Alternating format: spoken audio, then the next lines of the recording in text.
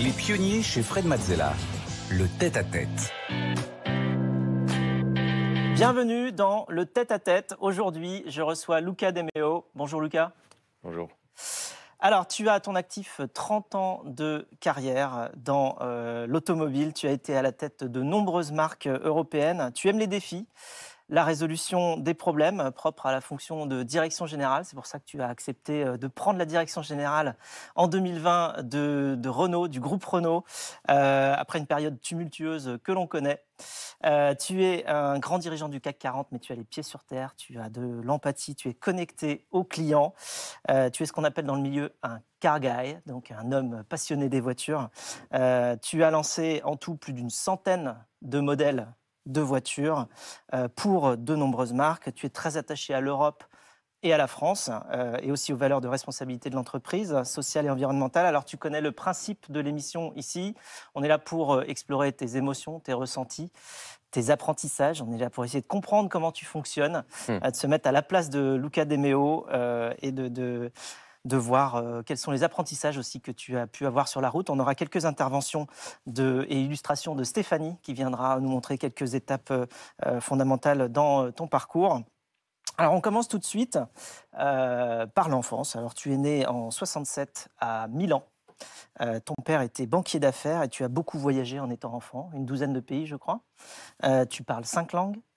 Est-ce que tu te souviens de ton premier contact avec une voiture ?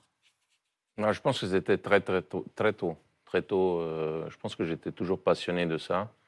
Il y a eu un moment dans ma vie où j'ai vraiment fait le déclic sur l'automobile. Je vivais en Côte d'Ivoire à l'époque et il y avait une épreuve du championnat du monde de rallye qui se faisait là-bas. Et un pilote de l'écurie Lancia m'a permis de faire un petit tour dans une voiture qui allait courir le jour d'après, au rallye du Bandama. Et c'est là que j'ai décidé de travailler dans l'automobile. Donc je suis tombé très vite dans la soupe. Là, tu avais 6 ans, tu as fait un tour en voiture de rallye. Oui, absolument. En 86, tu te lances dans des études d'administration des affaires à l'université Bocconi, à Milan, toujours. Tu voulais devenir patron ? Pas nécessairement. En fait, je voulais faire philosophie. Puis je suis allé faire le test et ils m'ont pris. Donc, test d'admission. Je me suis dit, mon côté rationnel, a pris le dessus. Et donc j'ai décidé de faire cette université. Philosophie de l'automobile, il y avait un Non, lien de philosophie en général. je voulais faire un truc complètement différent à l'époque. Mais donc mon côté rationnel a pris le dessus et j'ai fait cette université assez prestigieuse en Italie. C'était quand même une chance de pouvoir étudier là-bas une fois qu'ils m'avaient pris dans le truc. Donc, et alors, tu es tellement entraîné dans cette voie-là que tu as enchaîné avec un MBA, donc un Master of Business Administration à l'IMD Business School à Lausanne. Tu fais un stage chez Toyota et puis tu concrétises ton rêve d'enfant en rentrant chez Renault en 92. Comment tu obtiens ce premier job, tu te souviens ? Moi, justement, mais ils cherchaient. Donc, comme je voulais travailler dans l'automobile, et puis ils m'ont envoyé justement à côté de Milan. Parce que j'ai commencé dans le terrain en faisant le travail avec les concessionnaires. Et c'était ma première chance. Et après 2 ans, comme je parlais un peu français, je parle français parce que j'avais fait l'école française quand j'étais gamin. Donc j'étais de la première vague des impatriés dans la régie. Oui, il n'y avait pas beaucoup de français à l'époque. Comme je te disais, c'était un peu comme des blagues. Ils ont cherché un espagnol, un allemand, un anglais, un italien, et moi j'étais l'italien. C'était vraiment la première vague où l'entreprise commençait l'internationalisation de ses équipes. Alors, qu'est-ce que tu retiens en fait de cette première expérience ? Là, tu es rentré, tu pensais faire ce genre de métier-là pour l'automobile ? Tu voulais être quoi ? Tu voulais être plutôt... tu étais attiré par la marque, par les objets eux-mêmes, moi, le design ? j'ai toujours été un fan de voiture. Donc pour moi, travailler dans l'automobile, c'était mon rêve depuis que j'étais gamin. Et Renault m'a donné ces 2 possibilités. 1, de travailler dans l'automobile et 2, de commencer une carrière internationale. Donc, en revenant ici, je devais quelque chose à Renault. C'est la première entreprise qui m'a donné la chance professionnelle de ma vie. Et tu es parti vers une carrière multinationale, en effet, puisqu'après Renault, tu rejoins Toyota Europe, puis le groupe Fiat, où tu diriges les marques Lancia, Fiat, Abarth et Alfa Romeo. Par la suite, en 2009, tu rejoins le groupe Volkswagen en tant que directeur marketing. Pourquoi tu as choisi en fait l'automobile européenne, ou pourquoi l'automobile européenne t'as choisi? Pour toi, c'est une évidence. Je pense que bon, c'est simplement un accident en fait voilà, de la vie. Une fois ils m'ont appelé en Allemagne, une fois ils m'ont demandé d'aller en Espagne. Une fois, au début, je suis venu en France, je suis revenu maintenant en France. Je ne sais pas pourquoi, j'ai Il y a un pas eu savoir-faire d'occasion. européen? Bah, ça c'est sûr. Je pense qu'on a la meilleure industrie automobile au monde. Ça c'est D'accord. clair. Ça se traduit par quoi? Ça se traduit par une grande tradition, par une énorme compétence, par des marques dont les gens rêvent sur toute la planète. Et je pense qu'il faut être fier de notre industrie. Alors, tu portes le maillot européen et la première marque que tu diriges, c'est Lancia, du groupe Fiat. Alors, en quoi c'est important le marketing pour une marque automobile? Ben, je pense que bon, les marques, c'est très important. Les marques, c'est en fait l'interface au marché, au client. C'est une façon pour les gens de décoder simplement une série de valeurs, une tradition, une histoire, une compétence qui est derrière. Et donc, ça capture, en fait, ça synthétise tout ça. Non, il y a des milliers de personnes derrière, des dizaines d'années de travail, etc. Et dans l'automobile, je pense que c'est encore un de ces secteurs, et au moins moi, j'ai toujours lutté pour ça, où la marque compte, parce que la marque, ça amène des émotions aux gens différentes. Et en plus, dans l'automobile, j'en suis convaincu, il y a quand même un très fort lien entre la culture du pays dont la marque vient et l'attractivité de cette marque. Quand tu achètes une voiture allemande, tu achètes une partie de la culture allemande. Quand tu achètes une voiture française, tu achètes une partie de la culture française. Et ça vaut aussi pour les Italiens, plutôt que pour les Japonais, plutôt pour les Anglais. Donc moi, j'ai toujours essayé de reconnecter dans mon travail, toujours essayer de reconnecter pas seulement la culture de la marque, mais aussi la culture du pays d'où cette marque en fait vient. Ça a été le cas partout, en Italie avec la Cinquecento, plutôt qu'en Espagne avec Seat, et je suis en train de le faire aussi avec Renault, j'espère bien. En 2004, ton patron, Sergio Marchionne, le fameux, te propose de devenir directeur général de Fiat. Qu'est-ce que tu ressens à ce moment-là? Peur? Fierté? Je lui avais dit que je n'étais pas capable de le faire. Et il m'a dit, je vais t'aider. Et en fait, il m'a aidé, mais pendant 3 ans, 3 ou 4 ans, c'est vrai que c'était une énorme pression, parce que Fiat, à l'époque, elle était dans une situation hyper difficile. Le 80% des pertes du groupe venaient de la marque Fiat. Ça perdait combien? Je pense qu'il perdait 5 millions par jour. Par jour? Par jour. Dont 4 millions? Donc 4 millions étaient sur le compte économique de la marque Fiat. Mais quand je suis arrivé chez Renault, on en perdait, je pense, 40. Par jour aussi? Ouais. Ah oui. Mais 8 milliards T'aimes bien nager dans les problèmes? T'aimes bien les problèmes? Oui, je vais chercher les problèmes. J'ai toujours essayé d'aller où il y a des problèmes, parce que où il y a des problèmes, tu peux amener des solutions, tu peux faire la différence, et en plus, tu apprends. Ce qui est une chose très importante pour moi. Après Fiat, tu pars chez Volkswagen en tant que directeur marketing. Et en 2015, tu fais face à un nouveau très grand défi, Stéphanie. Effectivement, en 2015, vous êtes nommé président du comité exécutif de Seat, filiale espagnole de Volkswagen. Et à votre arrivée, eh bien, la marque est en mauvaise posture. En 4 ans, vous redressez l'image et les comptes. Seat redevient profitable, la clientèle est rajeunie. De nouveaux modèles sont lancés, ainsi qu'une nouvelle marque plus sportive, la Cupra. Et entre 2015 et 2018, les ventes de voitures progressent de 12% et avoisinent les 600 000 unités. En 2019 même, Seat enregistre les meilleurs résultats de son histoire en frôlant les 10 milliards d'euros de chiffre d'affaires. Ce qui s'appelle un beau redressement.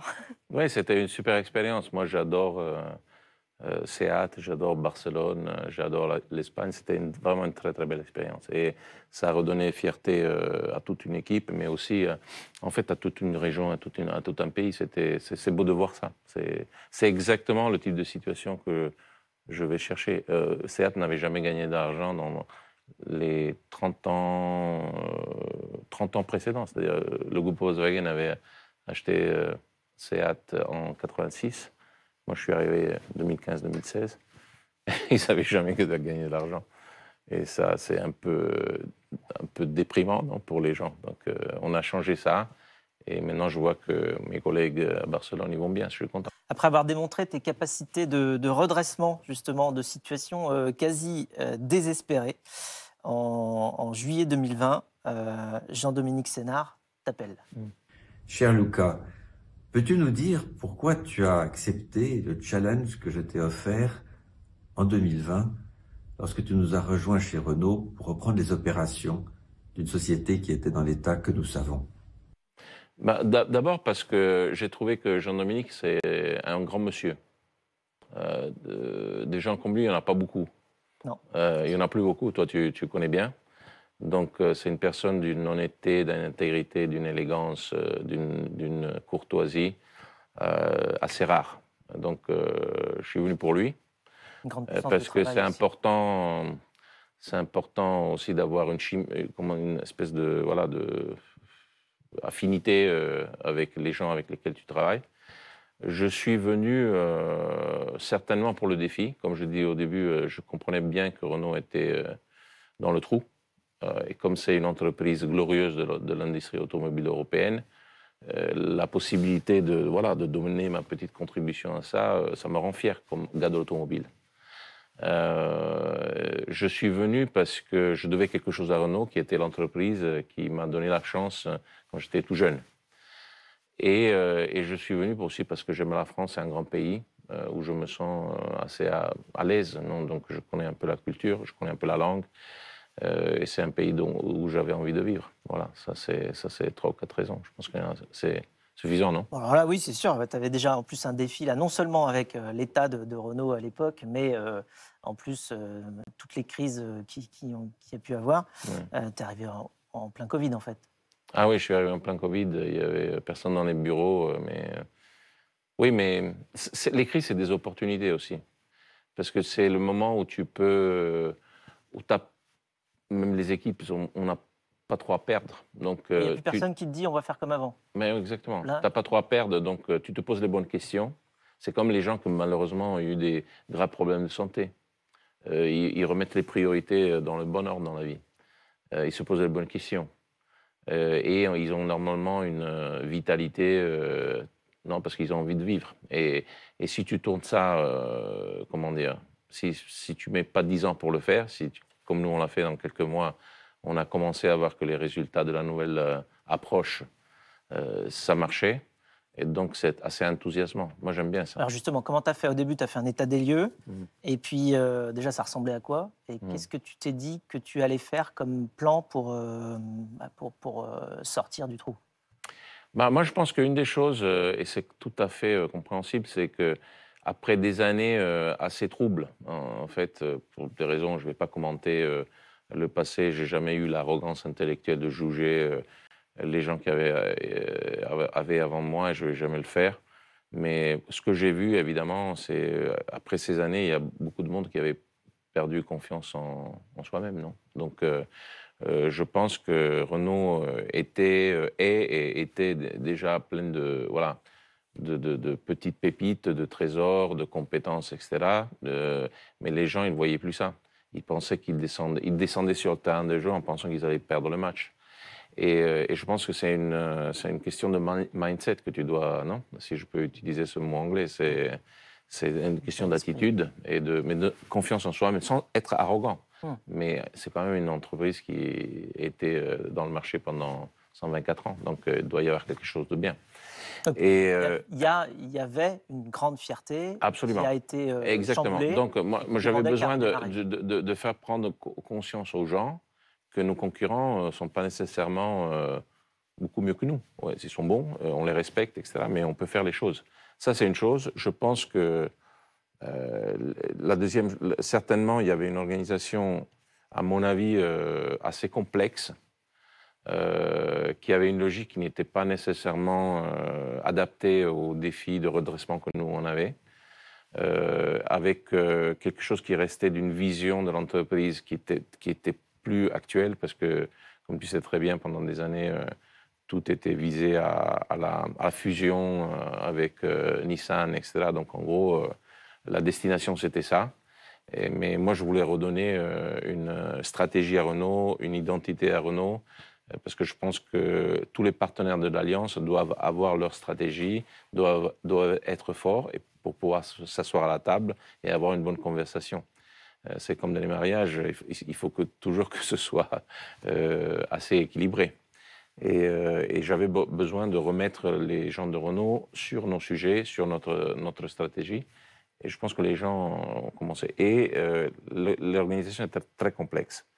Et donc, j'ai essayé de structurer une organisation plus orientée sur les marques. Et on revient au discours qu'on a fait avant. C'est-à-dire, la marque, ça devient un catalyseur aussi de culture. Quand tu vois maintenant comme travail et la complicité que les équipes de Dacia ou les équipes d'Alpine ont dans l'entreprise, ça n'a rien à voir avec une organisation qui est plutôt coupée par fonction, un peu old school, très verticale, etc. Et là, je pense qu'on est beaucoup plus orienté aux clients, beaucoup plus orienté au marché, au business, et ça donne ses fruits en fait. On regarde les chiffres.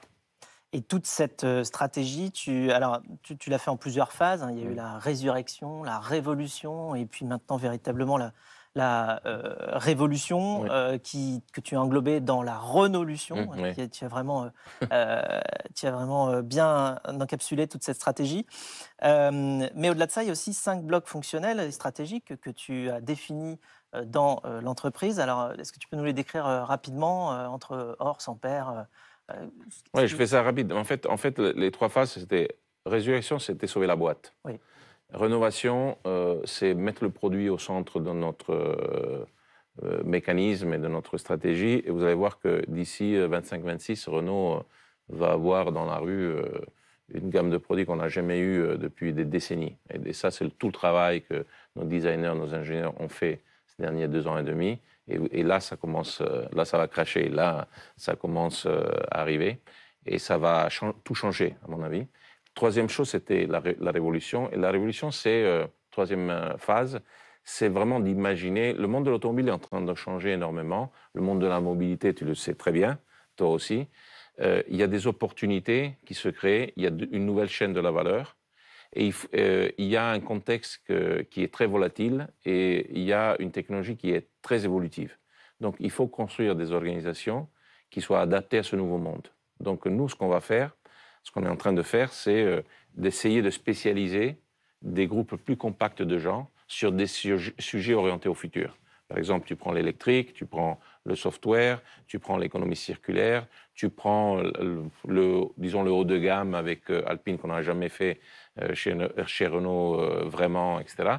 Et tu construis une organisation qui est en fait où il y a des subcultures, où tu orientes un groupe plus compact de gens, plus agiles, et tu leur permets de prendre responsabilité de leur business et de innover. Parce que l'innovation, c'est un des thèmes sur lesquels j'ai toujours travaillé, qui me sont plus proches, en fait. Et là, je pense que ça va donner beaucoup de bonnes surprises pour nos clients.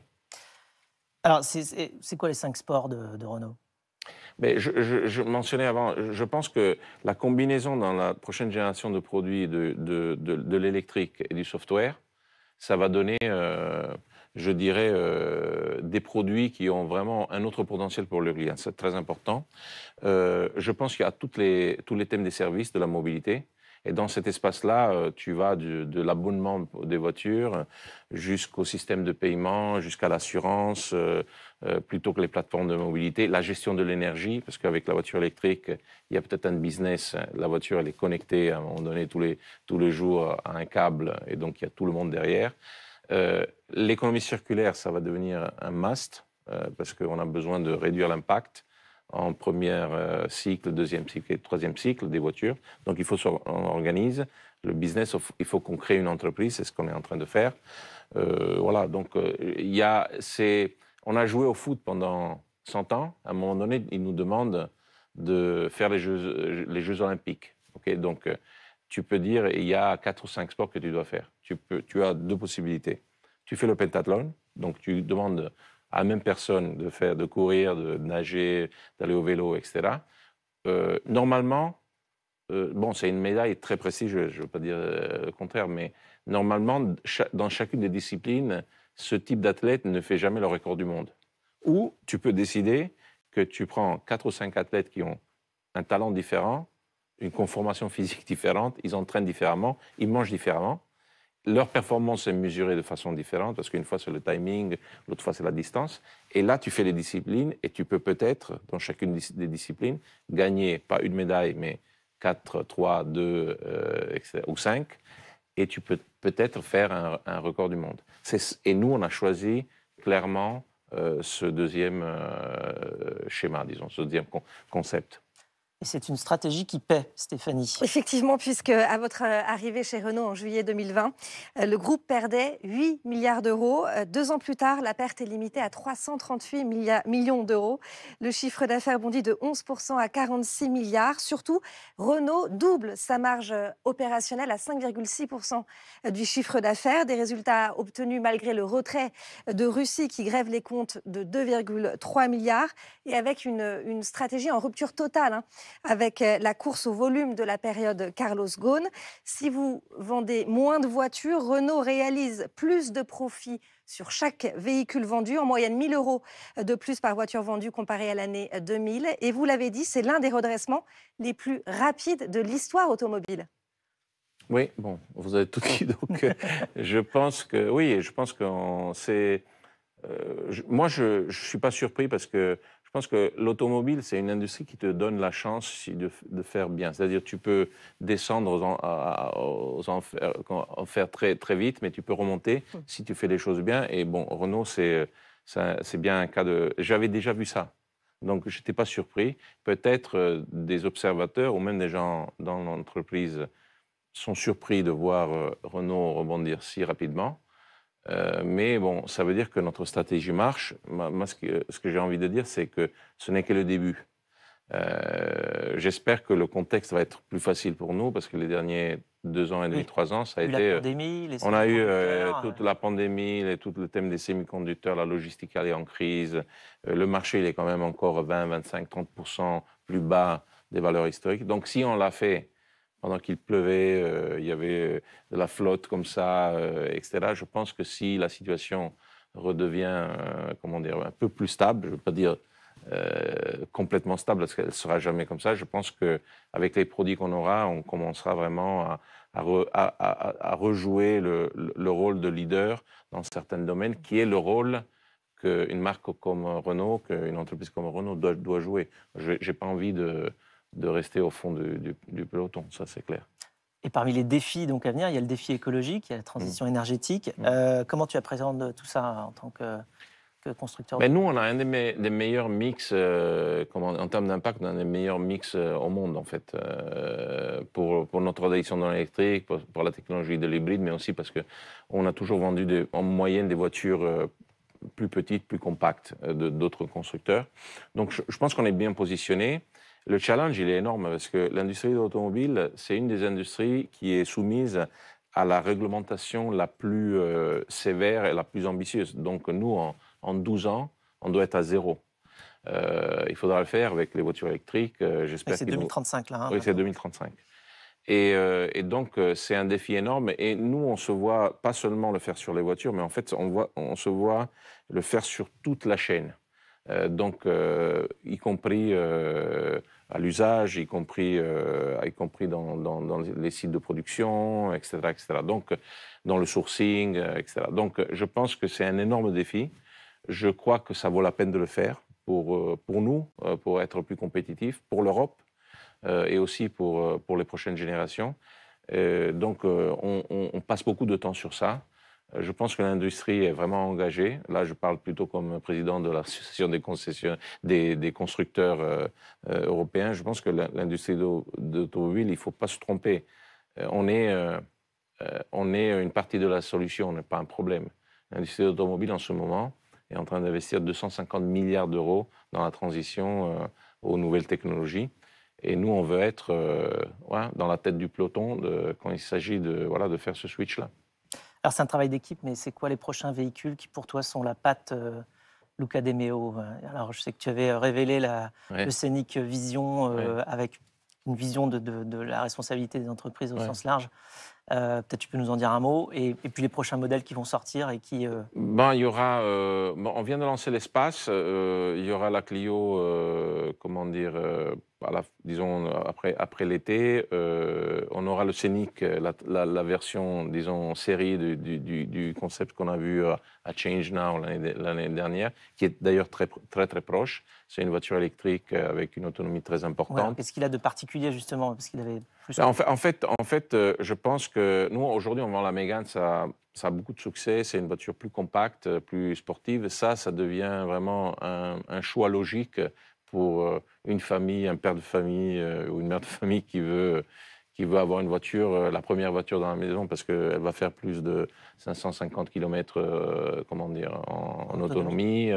Il va y avoir de la place, etc. On l'a très centré sécurité, on l'a très centré écologie, etc., comme on l'avait fait sur le concept. Recyclés, etc. Donc je pense que ça, une voiture, ça redore un peu comment le blason du Scénic, qui avait été un grand succès quand j'étais chez Renault dans les années 90. Je pense que ça a le potentiel d'être une voiture à grand succès. Et puis on va enchaîner d'ici à 2025 avec le lancement de 18 modèles. Donc tu as toutes les marques, tu as Dacia, tu as Alpine, la 4, la 5, donc ça va être un florilège de choses, et c'est bien parce que c'est notre métier. Nous on fait des bagnoles, donc il faut qu'on fasse des bagnoles et bien. La Renaulution ne fait que commencer. Merci beaucoup, Luca De Meo. À vous. Merci pour tout son partage. Et quant à nous, on se retrouve juste après pour le pitch.